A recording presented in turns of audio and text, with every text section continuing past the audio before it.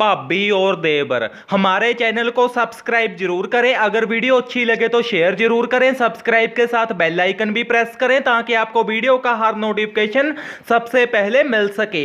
मनीषा भाभी बैंक में नौकरी करती थी, उसका देवर बैंक पर वहां ही चपड़ासी था। मनीषा भाभी कैशियर थी तो एक दिन वहां पर एक बंदा बहुत ही पैसे निकलवाने के लिए आया।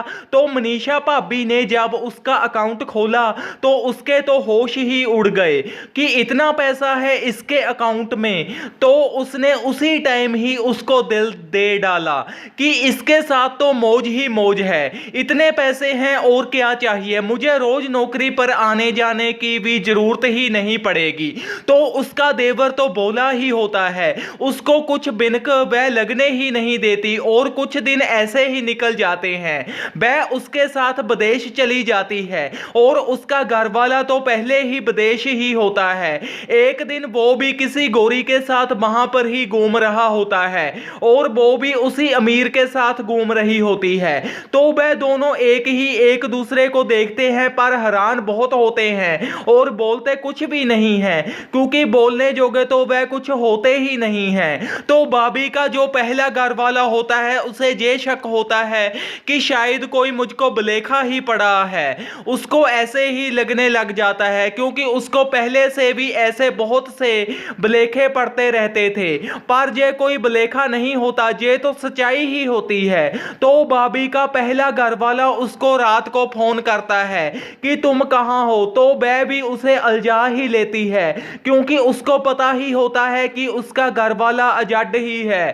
तो वह बहुत ही प्यार से बोलती है कि मैंने कहां होना है, मैं तो बस गांव ही हूं। तो उसके घरवाले के ये सुनकर सांस थमते हैं और उसके दिल को चैन आती है। तो भाभी का जो देवर होता है वह भी चैन से नहीं बैठता।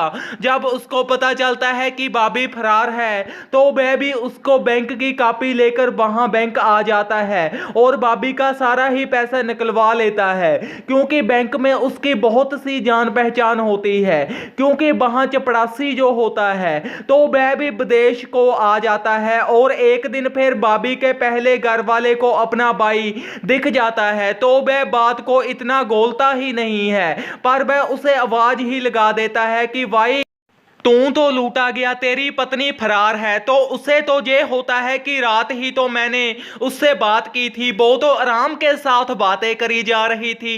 तो वह उसे बोलता है कि पागल हो गया है तू, तुझे पता नहीं है तो किसको बोल रहा है, तेरी भाभी है वो। तो वह उसे बोलता है कि मैं उन्हें जहां पर ढूंढ लूं फिर ही आपको यकीन होगा। तो उसका देवर भाभी को ढूंढने लग जाता है और एक दिन ऐसा आता है कि भाभी उसके सामने आ जाती है और साथ में ही उसके अमीर इंसान भी होता है जिसको उसका देवर जानता होता है, क्योंकि वह भी किसी लाग पास के ही गांव का ही होता है। तो देवर थोड़ा सा लुक सा जाता है ताकि वो देख ना सके। तो वह अपने भाई को फोन करता है कि जहां आ जाओ। इतने में वह वहां पहुंचता है कि वो थोड़ा आगे जा चुके होते हैं। तो उसका भाई उसे बोलता है कि मेरे साथ चलो, मुझे तुझको कुछ दिखाना है। तो वह थोड़ी देर में ही उनको दिख जाते हैं और भाभी उसको देखकर हंसने लग जाती है और बोलती है कि अब ये ही मेरा है, तू मेरे लिए मर चुका है, तुमने भी तो जहां शादी कर ली है, अब तेरा वो रास्ता है मेरा ये रास्ता है, मेरे रास्ते में मत आना नहीं जिंदे को खा जाऊंगी। तो उसका देवर उसे बोलता है कि वाह भाभी, अच्छी मिसाइल कायम की है तूने,